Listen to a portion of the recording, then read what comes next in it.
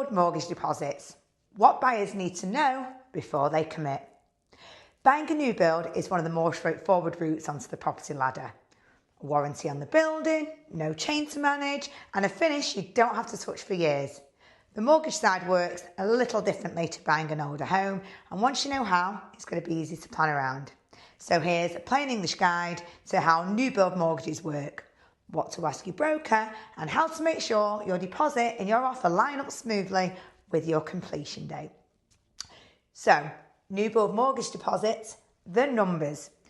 On an older property, a 5% deposit is often enough to get started. New builds work on a slightly different scale, and once you know the figures, they're going to be easy to plan for. New build houses. Most lenders go up to 90% loan to value, so a 10% deposit is typically the minimum. New build flats. Lenders typically cap at around 85% loan to value, so 15% is the usual minimum deposit. Lenders set these slightly higher thresholds because a new build price includes a premium for being brand new, which settles back to the local market level over time. Building in a bit more deposit from the outset keeps your loan comfortably within the property's long-term value, which works in your favour too. With Help to Buy and the Help to Buy scheme now closed, the Mortgage Guarantee Scheme and gifted deposits from family are both widely used routes to bridge the gap. And a broker who specialises in new builds will know exactly which lenders are more flexible on this. The key is finding this out before you reserve and not after, which is exactly the conversation a good broker is to have with you early on. Valuations. Why a second opinion is part of the process. As part of any mortgage application, the lender arranges an independent valuation. On a new build, this sometimes lands a little below the developer's asking price, simply because the surveyor is comparing your home to the nearest genuine resales rather than the developer's current price list. If that happens, the lender mortgages against the surveyor's figures, and any gaps the agreed price can usually be covered in one of three ways: topping up from your savings, renegotiating the price of the developer, or in rarer cases, walking away from your reservation fee intact at the early stages. Plenty of buyers close this gap through developer incentives or a small additional contribution and complete on a schedule without a hitch. It's most useful to ask your broker before you pay a reservation fee how that particular development has valued historically. Brokers who work regularly with new build developments usually have a good feel for this, and it turns a potential surprise into a known quantity from day one. Retention clauses. A normal part of buying off plan. Because new builds often complete before every last communal element of the development is finished, some mortgage offers include a retention. The lender approves your full loan but holds back a portion, typically anything from £5,000 to £15,000, until specific outstanding work such as landscaping, communal areas, or any snagging is independently signed off. You still complete and move in on schedule with your full mortgage in place.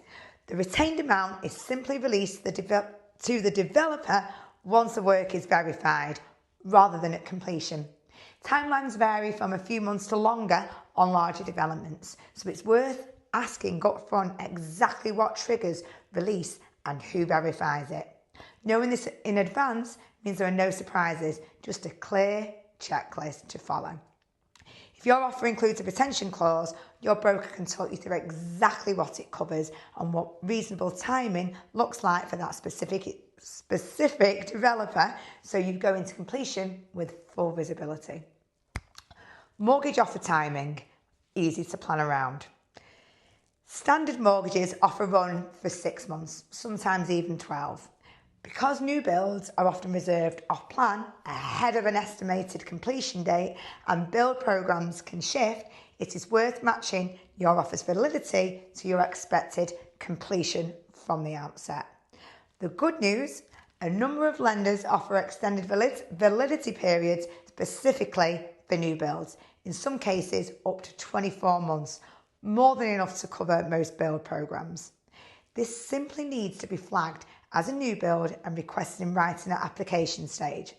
A broker experienced in new build purchases will do this as standard, so your offer comfortably outlasts your build timeline.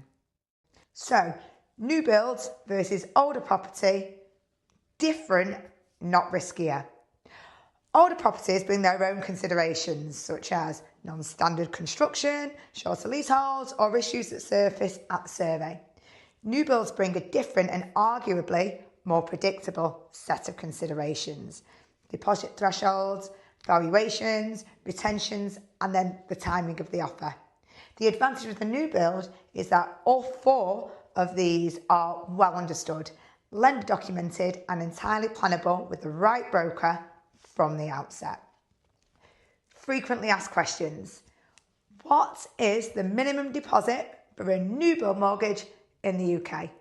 For new build houses, most lenders ask for a minimum of 10% deposit, and so a 90% loan to value. New build flats, it's typically 15%, which would put you on an 85% loan to value. A specialist broker can point you to the lenders most willing to be flexible on this. Why do new builds require a higher deposit than older properties? New build prices include a premium for being brand new, which settles over time. The slightly higher deposit keeps your mortgage comfortably aligned with the property's long-term value, protecting your equity position from day one. What is a new build retention clause on a mortgage? It's where the lender approves your full loan but holds back a proportion, often £5,000 to £15,000, until specific outstanding development work is independently verified as being complete. You still complete your purchase and you move in on schedule with your mortgage in place. So, how long does it take to get a retention clause released?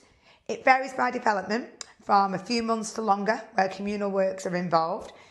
Asking your broker up front what triggers release and who verifies it gives you a clear timeline to expect, rather than it being an open question. What happens if my mortgage offer expires before my new build completes? You'd need to reapply with updated affordability and credit checks. This is straightforward to avoid. Many lenders offer extended validity, up to 24 months in some cases, for new builds specifically, as long as it's requested at the outset with an experienced broker, will do as a matter of course. What is a down valuation on a new build?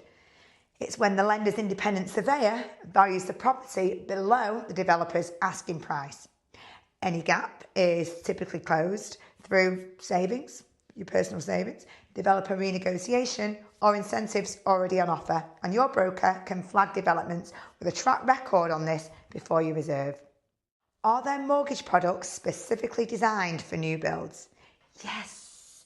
A number of lenders have dedicated new build ranges, including extended offer validity and competitive loan to value options on houses. A broker with strong new build experience will know which lenders suit your development best and which have a track record of smooth completions.